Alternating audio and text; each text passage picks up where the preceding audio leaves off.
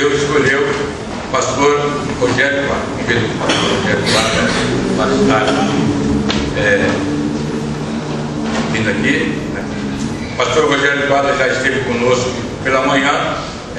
Os irmãos, os jovens que já estiveram nos acampamentos lá de perto já o conhecem. É uma alegria, pastor, tê-lo aqui. Eu vi que a igreja já teve uma empatia com o pastor. Então, já gostou do pastor Rogério Quadra. Então, o pastor Rogério Quadra é um dos candidatos à sucessão pastoral da nossa igreja. Após o culto, nós faremos a comissão de sucessão pastoral, estaremos tendo uma conversa já preliminar com o pastor, né? Mas o pastor Rogério Quadra é pastor auxiliar da Igreja Batista em Jardim das Indústrias, em São José dos Campos. É neto do pastor Quadra, e hoje ele trabalha num colegiado com o pastor Davi, da igreja, foi da igreja de Suzano, professor José Paulo, né? E conhecido nosso, uma vez eu levei a Sumaré, falar aos jovens lá também. Então é um pastor que gosta de trabalhar com jovens. O pastor, ele vai contar aonde ele trabalha, o que ele trabalha, como ele trabalha. Então deu ele melhor do que ninguém para fazer a sua apresentação. Então, pastor Rogério, que Deus possa usar, como tem usado, usou pela manhã, e a vida do irmão aqui seja uma bênção para nós e para o pastor também. Deus abençoe.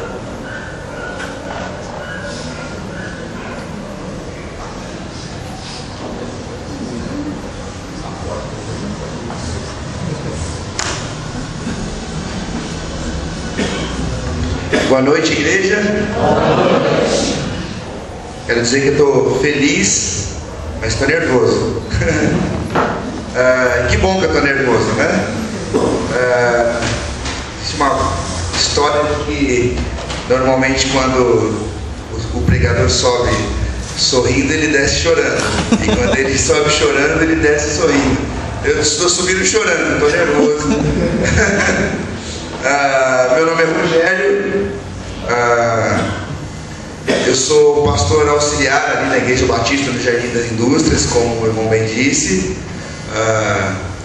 Quem não esteve pela manhã, eu disse que é muito bonito, né, nos ministérios pastorais, que ele vai apresentar a mulher mais linda desse local. Aí tem lá um auditório cheio e ele fala assim: então eu quero que levante a mulher mais linda. Aí levanta a esposa dele, e às vezes é uma senhora bem velhinha, né? E aí mostra ele ali, e todo mundo fica todo emocionado, né? E eu não sou casado. Eu falo que eu sou filho da dona Janira e que ela é muito bonita, vocês podem perceber. Ô Bira, ouvi falar muito sobre o seu trabalho e eu descobri que você tem filhos grandes. Você está melhor do que eu. Acho que eu preciso trabalhar no Ministério de Futebol também, porque eu estou com 29, mas com corpinho de 50 já, né? Então eu estou precisando entrar numa outra categoria de Ministério de Missões. Mas eu trabalho com missões, eu sou missionário. Nós temos um instituto que ajuda na ressocialização de menores que tiveram passagem pela Fundação Casa. Fundação Casa, antiga FEBEM, menores que cometeram atos infracionais. O instituto está ali na Zona Norte, em Santana, e eu sou um pastor de coração missionário. Amém? Amém. Aliás, mais do que um pastor de coração missionário, eu acredito que a igreja é missionária. Ela não existe senão para cumprir a sua missão. Eu vou quebrar um pouco aqui só a ordem da casa, porque esse microfone está falhando. Eu posso pegar um fio aqui? Qual que é melhor? Eu sempre acho que o verde é melhor. É vermelho? Puxa. O vermelho é melhor só nas lógicas dos microfones, porque o verde sempre é melhor. Quem entendeu, né? Amém, olha lá, tá vendo? Vem sempre. Amém. O Valdir já está rindo já. Queridos, eu vim preparado para algo. Eu vim preparado com uma mensagem. A gente sai de casa com algumas expectativas. mas no meio do caminho, até formalizando, nós não estávamos ainda formalizados sobre o processo de sucessão, o Espírito soprou diferente para mim no meu coração. Acho que para começarmos bem a nossa conversa, nada melhor do que falarmos sobre igreja, sobre o que nós pensamos da igreja, pensamos ser igreja. E eu pensei que seria bom nós olharmos para o primeiro lugar no Novo Testamento em que aparece a palavra igreja. Então eu queria pedir para você abrir sua Bíblia comigo. Está lá em Mateus, no capítulo 16.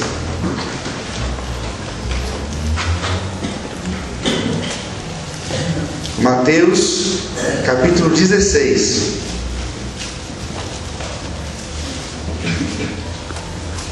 Nós vamos ler do versículo 13 até o versículo 20.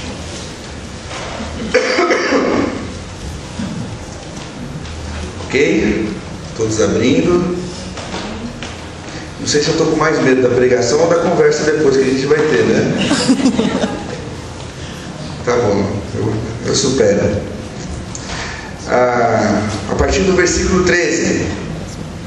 Indo Jesus para as bandas de Cesareia de Filipe, perguntou a seus discípulos: quem diz o povo ser o Filho do Homem? E eles responderam: uns dizem João Batista, outros Elias, ou outros Jeremias, ou alguns dos profetas. Mas vós, continuou ele, quem dizeis que eu sou? Respondendo Simão Pedro, disse: tu és o Cristo, o Filho do Deus vivo. Então, amém, aleluia.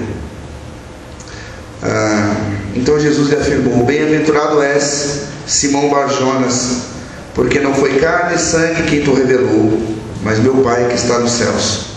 Também eu te digo que tu és Pedro, e sobre essa pedra edificarei a minha igreja, e as portas do inferno não prevalecerão contra ela. Dar-te-ei as chaves do reino dos céus. O que ligares na terra terá sido ligado nos céus, e o que desligares na terra terá sido desligado nos céus. Então advertiu os discípulos de que a ninguém dissessem ser ele o Cristo. Obrigado, querida. Senhor, a tua palavra está diante de nós, e é ela que é viva, e é ela que é poderosa, e nós cremos que o poder está na exposição da tua palavra. Que diminua eu, para que tu cresça, Senhor, para que teu Espírito tenha liberdade para nos convencer daquilo que precisamos ser, mais parecidos com a pessoa do teu Filho. Em nome de Jesus. Amém.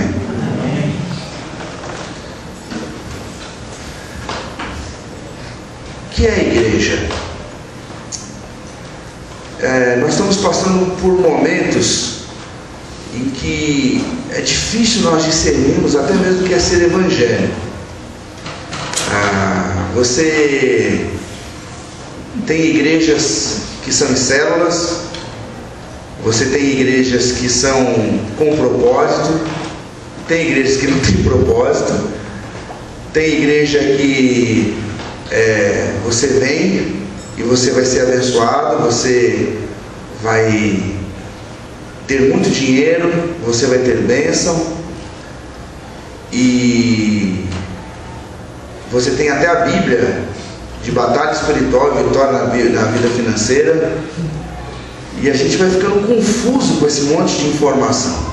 Mesmo para quem deu essa risadinha, às vezes a gente se pega cantando cânticos que não são para nós, que não tem a ver com a fé evangélica, e nós precisamos parar e analisarmos o que é ser igreja, porque é muito fácil nós entrarmos numa rotina e vir domingo após domingo para a igreja, por um simples hábito, e isso às vezes choca o meu coração, porque hoje ainda no estudo dos Salmos pela juventude, Salmo 51, estava dizendo que Davi, no seu arrependimento, dizia assim que se fosse por sacrifício de cordeiro eu teria dado, mas não é de sacrifício que o Senhor ele tem expectativa expectativa, não é do seu ritual dominical que o Senhor ele está preocupado. E esse texto diz isso, sobre essa parada, sobre precisarmos parar. Perdão, queridos. Diz que Jesus estava indo para as bandas de Cesareia de Filipe, quando ele perguntou para os seus discípulos quem diziam ele ser o Filho do Homem. E é importante essa informação, Cesareia de Filipe, porque Jesus ele procura, neste momento do ministério, um local estratégico para se manifestar a seus discípulos. Quero explicar isso. Jesus ele está sempre cercado por uma multidão, por inimigos de todos os lados e por pessoas que querem ouvir. E ele procura nesse momento um local a sós para falar com seus discípulos, porque o Filipe, que é o tetrarca lá da Cesareia, ele tinha um conflito com seu irmão Herodes. Então os herodianos, aqueles que eram do partido de Herodes, não iam procurar nunca Jesus se ele estava nas bandas de Cesareia de Filipe. Em compensação, é um território gentílico, é um território gentil, é um território de pessoas não judias.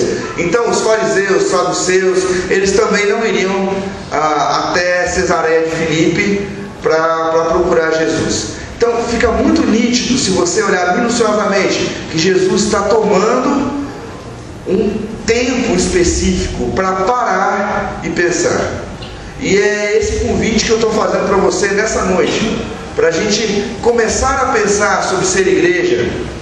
E digo mais, se for o caso de nós, nessa primeira conversa, de repente o Espírito soprar e eu vir para cá ser o pastor de vocês, eu não tenho nenhuma expectativa de realizar grandes coisas, principalmente no começo do ministério. Nós precisamos parar e pensar por que nós somos o que somos. Nós precisamos, como liderança da igreja, pensar por que nós somos o que somos e por que fazemos o que fazemos, para que então mutuamente o Espírito sopre sobre nós. E é isso que Jesus está fazendo. E ele pergunta uma pergunta muito simples, que aparentemente é simples. Ele fala assim: olha, o que estão falando sobre mim? Quem diz às pessoas ser o Filho do Homem? E aí vem a primeira resposta. Uns dizem João Batista, outros Elias, outros Jeremias ou alguns dos profetas. Alguns dos espíritas querem justificar esse texto para falar sobre reencarnação. Quero dizer que isso está profundamente errado, não existe justificativa. Eu vou explicar por quê. Elias nem morreu, né? Quem se lembra da história de Elias? Foi arrebatado. Então, se ele não morreu, logo ele não se transformou em espírito. A gente não sabe o que aconteceu dele. Então ele não pode ser isso para ser reencarnação. E João Batista também foi contemporâneo de Jesus. Então, se Jesus fosse o próprio João Batista, não seria reencarnação. Então, essa é uma lógica que não dá para assegurar a reencarnação. Mas então, do que o texto está falando? O texto está falando sobre um ranking de profetas. Os judeus eles tinham o hábito de ranquear os profetas, de classificá-los entre os melhores e os piores profetas. E aí, Jesus ele aparece muito bem qualificado. Que até então aqueles profetas que vociferavam mais ferozes eram respeitadíssimos. E João Batista aparece lá no deserto da Judéia vociferando: raça de víboras. Aí o povo vai para ser batizado e fala: quem que está ensinando vocês? Se vocês vêm aqui se batizar e não produzem frutos de arrependimento. O Elias passa a faca nos profetas de Baal, né? Então assim, eram profetas duros, né? E então era um ranking de profetas. E eles estavam classificando Jesus entre esses profetas. Erraram profundamente. Eu fico pensando quantos profetas nós temos buscado. Quantos profetas? Fico pensando que a nossa busca na igreja algumas vezes é por um profeta que nos faça um milagre.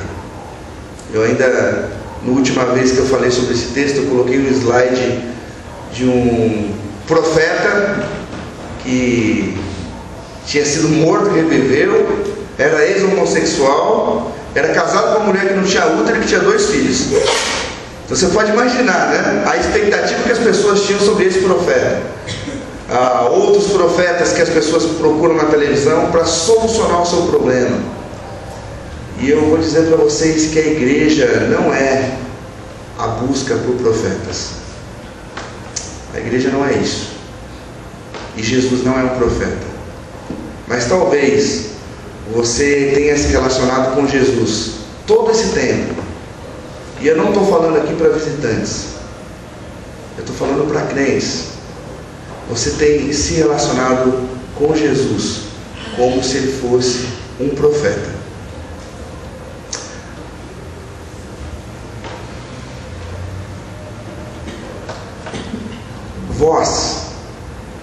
Vocês, é a mesma pergunta que Jesus faz a Pedro. Não a Pedro, a todos, mas foi o Pedro que respondeu. Vós, quem dizeis que eu sou? Vocês, queridos, quem dizem que Jesus é para vocês?